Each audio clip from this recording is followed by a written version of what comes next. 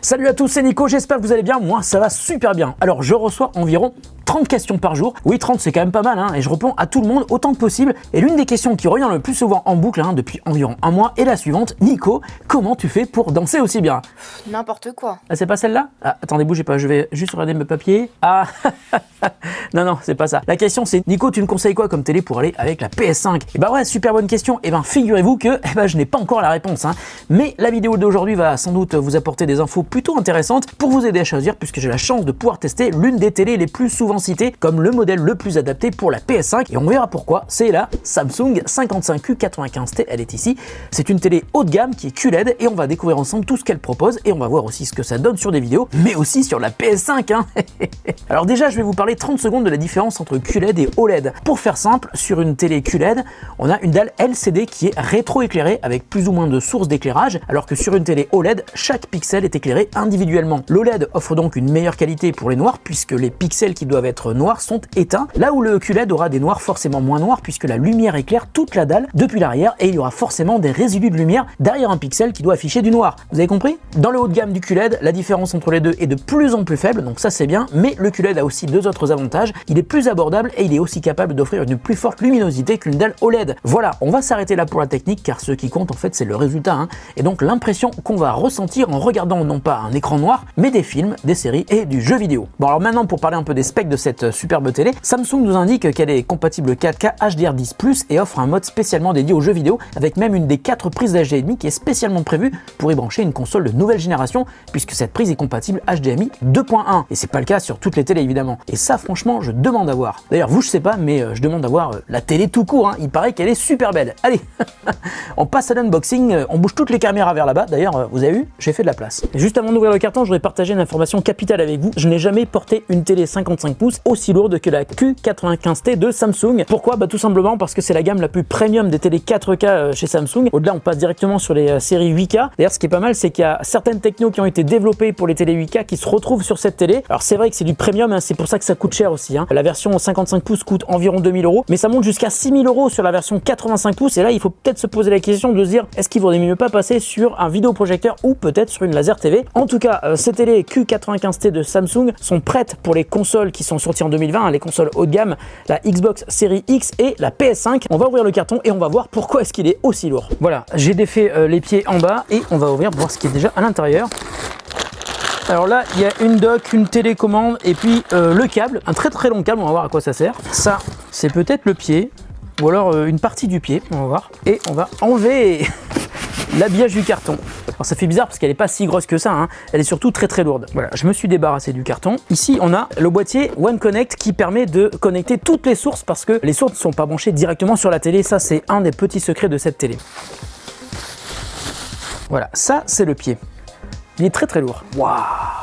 Voilà, j'ai trouvé pourquoi est-ce que cette télé était aussi lourde, parce qu'elle est très épaisse. Je vais vous montrer ça en détail. L'arrière, c'est un genre de plastique brossé. Sur les côtés, c'est un métal, un alu, je sais pas. Non mais regardez-moi ça, c'est hyper épais. Ça fait au moins, allez, on va dire au moins 4 cm d'épaisseur. Alors pourquoi? Parce qu'évidemment, parce qu'il y a une dalle pour le rétroéclairage, mais aussi parce qu'il y a un système audio. On va en parler. En tout cas, ça fait ultra premium, ça va avec le prix. Bon là, j'avoue que je suis face à une situation que je ne connais pas. Il n'y a pas d'entrée HDMI sur la télé. Bon, en tout cas, il faut que je la mette à plat. Bon, alors ça a l'air d'être ça. Ouais, c'est ça. Et puis maintenant, il faut que je mette les vis pour le fixer. Ok. Donc ça, c'est pas le pied en fait, c'est le support sur lequel on va mettre le pied. Ça, c'est le port propriétaire qui va nous permettre de brancher le câble qui va passer ici dans la goulotte et qui de l'autre côté va rejoindre le boîtier One Connect. Ok, j'ai bien lu la doc. Donc normalement, si tout va bien, je devrais pouvoir m'en sortir tout seul. Il faut que je soulève la télé et que je la fasse rentrer dans le pied. Là, on va essayer de faire ça proprement. Ça a l'air de tenir, Voilà, c'est ça en fait qui va permettre de fixer le pied au support de la télé.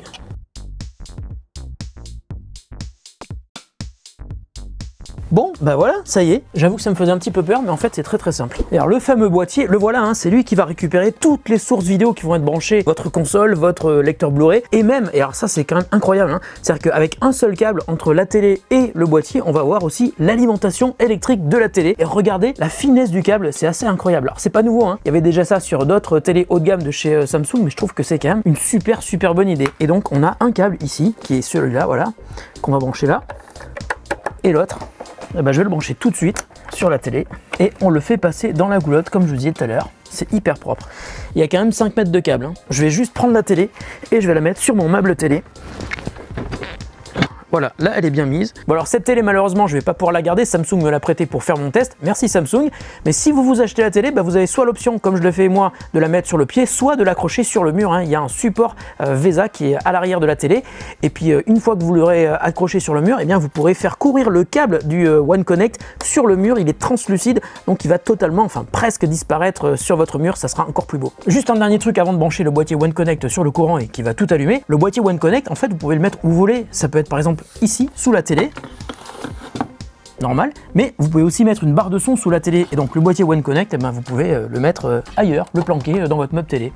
Bonne idée. Voilà, ça y est, tout est branché, je viens d'allumer la télé, il y a une jolie petite animation d'ailleurs quand on allume la télé. Il a détecté que j'avais connecté un périphérique sur l'entrée HDMI 1, c'est un lecteur Blu-ray 4K HDR, ça tombe bien parce que la télé l'est aussi. Ensuite sur le deuxième port HDMI, pour l'instant j'ai rien connecté ni sur le port HDMI 3. Si vous avez une barre de son, bah, connectez-la sur le port HDMI 3, comme ça vous allez pouvoir contrôler le son avec une seule télécommande évidemment. Et sur le port HDMI 4 qui est un port dédié spécialement aux consoles next-gen, puisqu'il permet de délivrer du HDMI 2.1, donc 4K 120 images par seconde au maximum, et bien c'est là qu'on va connecter la PS5. Ok, j'ai connecté le boîtier One Connect à mon réseau Wi-Fi en 5 GHz, donc ça c'est une bonne nouvelle, parce qu'on n'a pas besoin comme ça de brancher un câble Ethernet si vous avez un réseau 5 GHz sur votre Wi-Fi. Alors on peut sélectionner un assistant vocal, soit Bixby, soit Amazon Alexa, soit Google. Alors une info, Samsung est l'un des 3 seuls constructeurs de télé au monde à proposer son propre OS de télé connecté, et là on a Tizen OS qui nous propose évidemment d'avoir une navigation fluide, agréable, mais aussi de pouvoir installer des applications qui vont nous permettre de streamer du contenu, par exemple Netflix, Prime Video, Apple TV, ça c'est cool, hein, c'est une des seules marques qui propose l'intégration de Apple TV Plus sur ses télés. Il y a aussi OCS, il y a Bouygues TV, il y a MyCanal, Rakuten TV, RMC Sport. Je pense que principalement vous allez utiliser YouTube, Netflix, Prime Video, peut-être OCS. En tout cas, moi je vais cocher le bouton pour ajouter Molotov, YouTube. Profitez d'une expérience de visionnage supérieure. Votre TV vous apportera son, luminosité, volume optimisé en analysant votre environnement d'affichage et le contenu en cours. Alors ça, en fait, le mode intelligent, je pense que c'est à la fois bien et pas bien. Bien parce que ça va permettre, par exemple, de mettre en place un capteur de luminosité. Donc ça c'est bien parce que ça va vous permettre, puisque je vous l'ai dit, hein, le QLED est quand même très lumineux,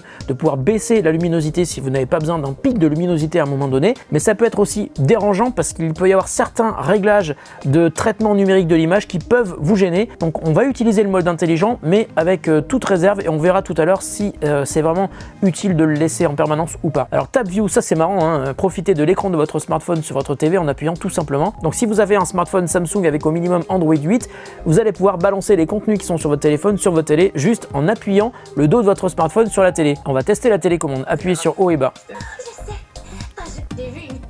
Ah d'accord, c'est comme ça. Oh là là, d'accord, c'est intelligent. C'est pas trop mal. Bon, il y a une petite courbe d'apprentissage pour utiliser la télécommande. En fait, sur le bouton, il faut appuyer vers le haut ou vers le bas et pas appuyer dessus, hein, directement. Très bien, on est prêt à regarder la télé. Alors par contre, je sais pas d'où arrive la télé là. C'est de l'IPTV, j'ai l'impression. Alors c'est vraiment génial parce que l'interface est hyper fluide. Je pense que j'ai jamais vu une interface aussi fluide que ça sur YouTube, sur une application intégrée dans une télé. C'est vraiment super beau. Allez, je pose la télécommande et j'apprécie. C'est magnifique. J'ai fait aucun réglage évidemment, hein, ça sort du carton. Allez, on se tait, on écoute. Enfin, on écoute, on regarde plutôt. Tiens, on va mettre le son parce que comme ça, je vais voir si le son est bon. C'est magnifique! Je crois que j'ai jamais vu cette vidéo avec une aussi belle qualité. Il y a des petites saccades, hein, j'ai l'impression qu'il y a un traitement numérique de l'image qui fait que c'est un tout petit peu saccadé, c'est bizarre. Hein. Là, en revanche, il y a un truc qui me perturbe d'un petit peu, c'est qu'il n'y a pas de bouton direct pour aller au réglage de la télé. Voilà, c'est une télécommande qui est assez minimaliste. Hein. Je vais aller régler directement les paramètres de l'image. Mode intelligent. Bah, je vais le désactiver complètement en fait, et puis on verra tout à l'heure ce qui va se passer quand on va regarder nos vidéos. Voilà, et je remets la vidéo. Et là, bah, bizarrement, c'est beaucoup plus fluide. Oh, c'est magnifique. J'attends avec impatience le passage où il y a les fourmis rouges parce que c'est là qu'on a une image qui est très belle et les noirs sont très noirs. Et c'est sur ce point précis que le QLED est souvent battu par l'OLED, mais je veux voir ce que ça donne avec cette image-là.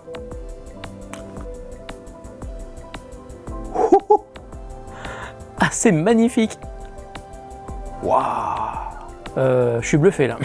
C'est vraiment magnifique. Ok, bah là je suis sur YouTube, c'est très bien, ça marche très bien. Maintenant je vais juste aller vérifier un truc. Qu'est-ce qu'il y a dans Samsung TV+. En fait, Samsung TV+ nous permet de regarder des contenus, mais je sais pas d'où ils sont diffusés. On va dire que c'est un portail qui nous permet de découvrir des contenus qui viennent de plusieurs plateformes. Il y a Apple TV+, il y a Molotov. Voilà, bon, premier avis, très impressionné par cette télé Samsung qui me paraît magnifique. L'interface est vachement fluide, hein, c'est impressionnant. J'ai rarement vu une Smart TV qui soit aussi fluide que ça. Après, c'est vrai que c'est quand même une télé haut de gamme, hein, donc très bonne première impression. Maintenant, je vous retrouve dans quelques jours. Je vous parlerai de mon usage de la télé, de ce que j'ai aimé, de ce que j'ai moins aimé, et puis aussi de ce que ça fait si on branche une console next-gen. Allez, à très vite. Hey, me revoilà. Alors, ça fait plusieurs jours que je m'éclate avec cette super télé qui est ici, et j'ai, vous vous en doutez, plein de choses à vous dire. Alors, tout d'abord, on va commencer par les points hyper positifs. Eh ben, j'ai envie de vous dire qu'ils sont vraiment cohérents par rapport à la gamme et à son prix. C'est un modèle premium, hein, je vous l'ai dit. Donc, c'est le plus haut de gamme de Samsung en matière de télé 4K, et clairement, eh ben, ça se voit partout, à la fois sur les parties design, sur les matériaux utilisés, sur la télécommande qui est ici, qui est magnifique, mais on en reparle tout à l'heure, que sur la partie logicielle de cette télé où tout est super rapide, la navigation est vraiment agréable, même si on peut être un petit peu perdu si on n'a pas l'habitude de Tizen, qui est l'OS de Samsung qui gère ses Smart TV. Alors il y a un truc que j'ai vraiment apprécié, c'est le nombre incroyable de réglages que l'on peut effectuer sur la télé, à la fois sur les modes d'image, et par exemple la présence du Filmmaker Mode est intéressante et on va même dire qu'elle est indispensable, on en reparle tout à l'heure, mais aussi le capteur de luminosité ambiante qui est assez génial, car comme la télé est très lumineuse, elle va pouvoir adapter l'intensité de sa luminosité par rapport à l'éclairage de votre pièce, et je vous assure que c'est vraiment très pratique parce que si vous laissez l'intensité à son niveau par défaut, eh ben ça peut vraiment vous aveugler si votre pièce est sombre comme ici. Le QLED, surtout sur cette télé, c'est très lumineux. Alors autre fonctionnalité vraiment sympa, le Ambient Mode qui vous permet d'afficher des contenus statiques comme fond d'écran, c'est ce que j'ai fait là. C'est un petit peu comme ce qu'on peut faire sur The Frame, hein, d'ailleurs, qui est une télé tableau comme l'appelle Samsung. Et si on ajoute ça à la détection de luminosité, eh ben on peut sérieusement envisager de laisser la télé allumée quand on ne la regarde pas pour éviter ce grand écran tout noir au milieu du salon. Alors en termes de connectivité, la télé est compatible Ethernet, mais elle est aussi compatible Wi-Fi et Bluetooth. Vous pouvez même d'ailleurs connecter un clavier et une souris. D'ailleurs, elle a un navigateur web intégré et elle est aussi, et c'est assez rare hein, pour le signaler, compatible AirPlay. Alors maintenant, parlons de ce qui, à mon avis, est le point le plus important, hein, la qualité d'image. Alors cette télé est un modèle QLED haut de gamme avec un système de rétroéclairage avec 120 zones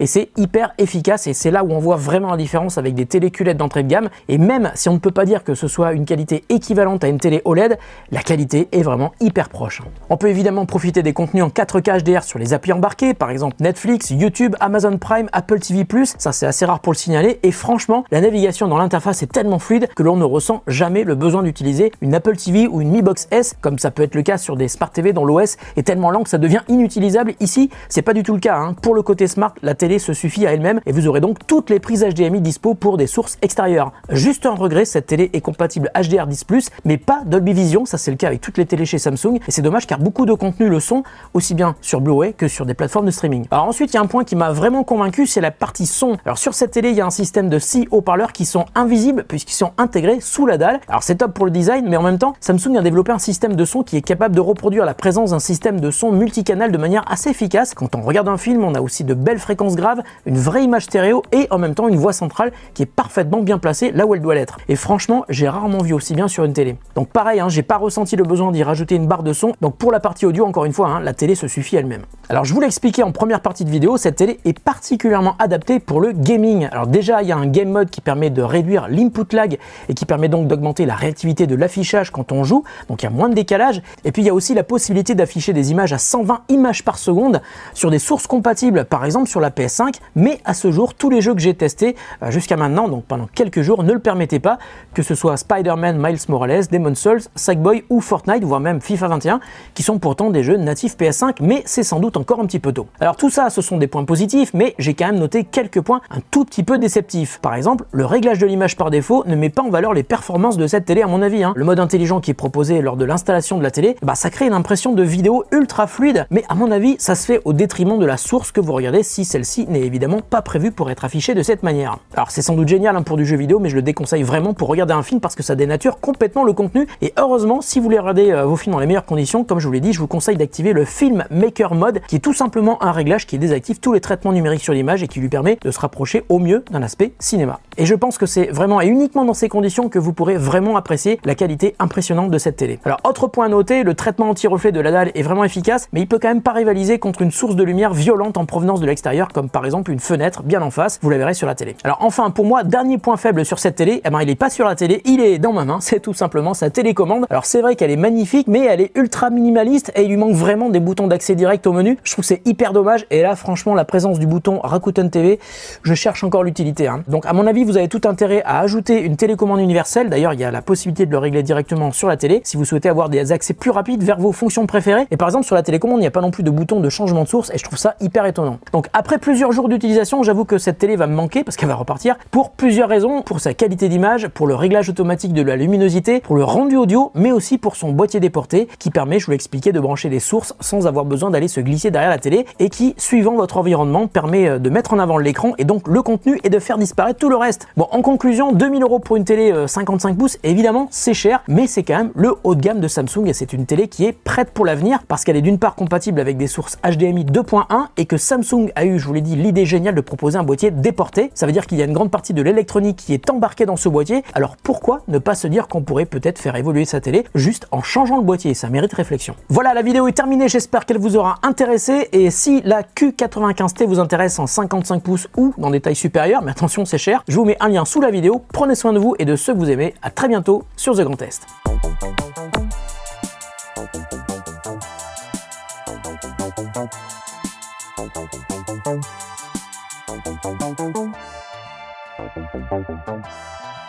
Thank you.